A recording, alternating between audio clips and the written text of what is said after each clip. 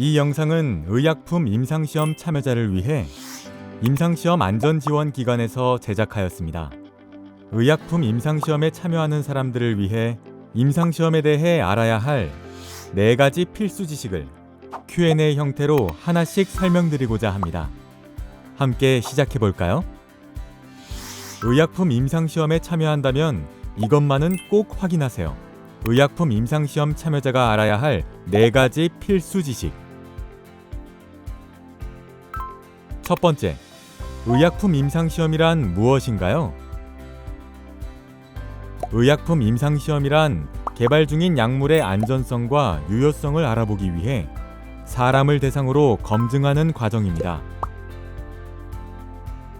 임상시험은 임상시험 계획서대로 수행하게 되는데 이 계획서는 다양한 전문가들이 모여 설계합니다. 또한 임상시험 계획서, 동의서, 설명문, 모집 공고문 등 관련 문서는 IRB라고 불리는 임상시험 심사위원회의 승인을 받아야 합니다.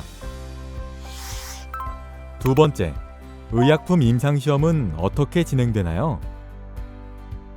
임상시험 참여는 일반적으로 병원에서 진료를 보는 과정에서 담당 의사의 제안으로 시작되며 임상시험 참여자 모집 공고문을 보고 직접 문의할 수도 있습니다. 참여를 희망하면 제일 먼저 시험 담당 의사와 만나게 되고 이 자리에서 여러분은 임상시험이 어떻게 진행되는지 자세한 설명을 들을 수 있습니다. 임상시험에서는 참여자의 자발적 동의가 매우 중요합니다. 충분히 생각한 후 결정할 수 있으며 시험 담당 의사에게 자세한 설명을 요청할 수도 있습니다. 참여하기로 결정하고 동의 서명까지 완료했다면 본격적으로 임상시험이 시작됩니다. 의약품 임상시험은 스크리닝, 임상시험용 의약품 배정, 투약 및 검사, 임상시험 종료, 총 4단계로 구성됩니다. 1단계 스크리닝. 임상시험 계획서에 명시된 참여자 선정 기준과 제외 기준에 부합하는지 확인하기 위하여 각종 검사들을 시행합니다. 이렇게 여러 검사들을 시행하는 이유는 특정 조건이 있는 사람은 임상시험용 의약품으로 인한 위험이 더 클 수 있으므로 이들을 제외하여 참여자의 안전을 보호하고 임상시험의 과학적 타당성을 확보하기 위함입니다. 모든 기준에 적합하다면 임상시험에 참여하게 되며 의약품 배정 단계로 넘어갑니다. 2단계 임상시험용 의약품 배정. 임상시험 계획서에 따라 임상시험 참여자에게 어떤 약을 투약할지 결정합니다.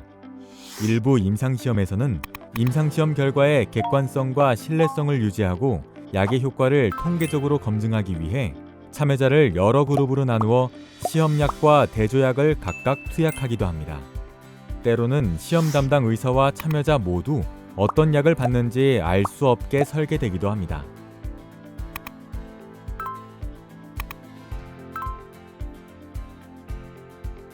(3단계) 투약 및 검사. 임상시험 계획에 따라 참여하는 기간, 투약과 검사 일정은 모두 다릅니다. 참여자의 투약 및 방문 일정은 임상시험 설명문 등 제공받은 문서에 적혀 있으니 꼼꼼히 살펴보시길 바라며 궁금한 사항은 언제든지 담당자에게 문의하실 수 있습니다. 참여자는 임상시험 계획서 일정에 따라 투약하고 정기적으로 병원을 방문하게 됩니다.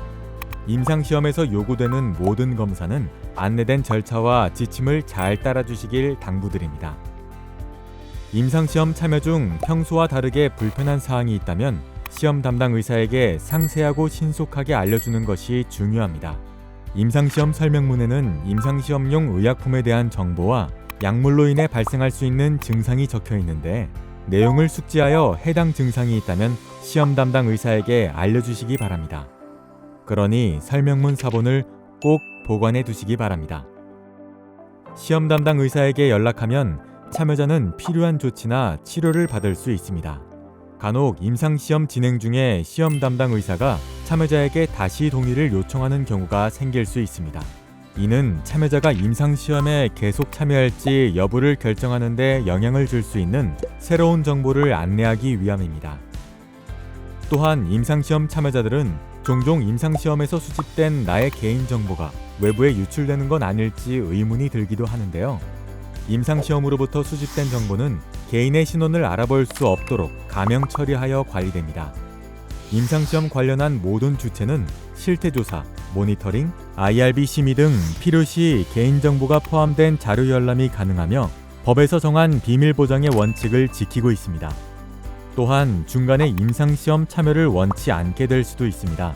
투약 중이라도 참여자의 철회 의사는 항상 존중되니 담당자에게 철회 의사를 표현해 주세요. 시험 담당 의사는 안전하게 임상시험을 중지하기 위한 방법을 알려드릴 것입니다. 4단계 임상시험 종료. 투약 절차 종료 후 임상시험 계획서에 따라 정해진 검사를 진행합니다. 검사를 마치면 임상시험은 종료됩니다. 이후에는 담당 의사의 진료 계획에 따라 치료를 받게 됩니다. 세 번째, 의약품 임상시험 참여로 손상을 입으면 어떻게 해야 하나요? 임상시험 참여로 인한 손상은 임상시험에 참여하지 않았다면 발생하지 않았을 손상을 의미합니다. 따라서 질병이 심해지거나 그로 인한 합병증 등은 임상시험 참여로 인한 손상으로 보지 않습니다.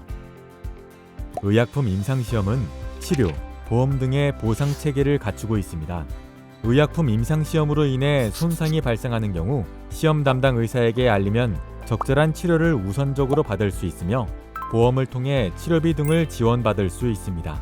만약 임상시험 참여 중 손상이 발생했다고 생각된다면 시험 담당 의사와 먼저 상의하시기 바랍니다.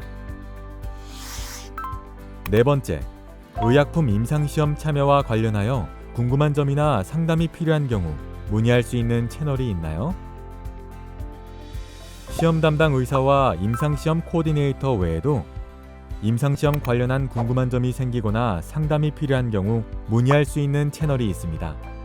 임상시험 참여자의 권익과 안전을 보장하기 위해 준비된 채널 정보는 설명문에서도 찾아볼 수 있으며 구체적으로 다음과 같습니다.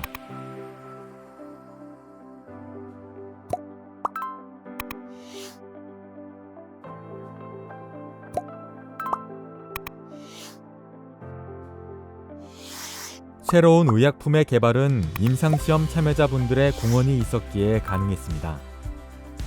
이 의미 깊은 과정에 참여해주신 여러분의 노고에 감사드리며 임상시험과 관련된 여정이 안전하게 지속될 수 있도록 식품의약품안전처와 임상시험 안전지원기관 그리고 임상시험 참여병원 모두 힘을 모아 노력하겠습니다.